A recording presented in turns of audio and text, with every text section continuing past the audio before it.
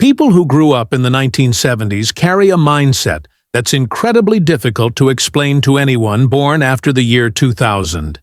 It's a psychology shaped by freedom, silence, risk, and a kind of childhood that would be considered unacceptable today.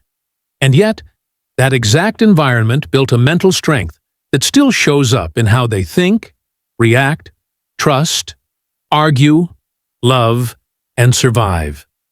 This generation grew up with almost no supervision. You could leave home for hours, and no one panicked. There were no smartphones, no GPS, no constant check-ins, just a bicycle, a few friends, and a loose rule to be home before it got dark. Psychologically, this created something rare today: an internal confidence, a deep belief that says, "I'll figure it out," even when there's no clear answer. But to truly understand the psychology of the 1970s generation, you have to look at the people who raised them. Most of their parents lived through World War II or grew up in its aftermath. These were people who experienced real fear, real scarcity, and real sacrifice. They didn't talk much about emotions. They didn't complain. They survived, and that survival mindset silently passed down to their children. That's why people from the 70s matured early. Responsibility wasn't something they were taught through lessons or motivation. It was something they lived with daily. They helped. They fixed things. They adapted. If something broke, you repaired it. If something went wrong, you didn't panic. You adjusted. There was no assumption that help would arrive. You were the help. They also watched adults handle life quietly. Parents worked long hours without announcing it. Neighbors helped each other without documenting it. Problems were faced, not dramatized. Growing up in that environment taught them something powerful. Life is serious, but you are capable. Responsibility isn't a burden.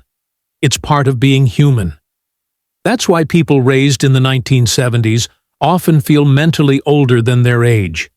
Not physically, psychologically. Their maturity didn't come from books or online advice. It came from watching real life, unfiltered and uninterrupted. They became the bridge generation. One foot in a slow, raw, offline world, and one foot in the fast digital age. Now compare that to people born after the 2000s. This generation grew up with screens before speech. Phones, notifications, endless content, constant stimulation.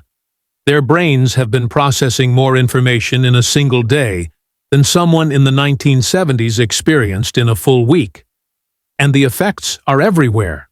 They're intelligent, creative, and emotionally open, but also overwhelmed, overstimulated, and mentally exhausted. Their attention is constantly pulled in 100 directions. Even when they're resting, they're scrolling. And scrolling isn't rest. Social media gives connection, but it also creates silent pressure. Comparison happens automatically. They feel behind even when they're doing well. Their minds rarely get quiet because the digital world never stops demanding attention. This generation isn't weak. They're adapting to a world that moves faster than the human nervous system was ever designed for. They're trying to survive one notification at a time. So here's the real question. Which generation do you think had it harder? And why? And which one are you from? Before 1980 or after? If this video made you think differently, subscribe. We go deeper every day. Like the video. It helps this message reach more people. If you like this video, please subscribe to the channel. Silent Markers isn't just a channel. It's a mindset.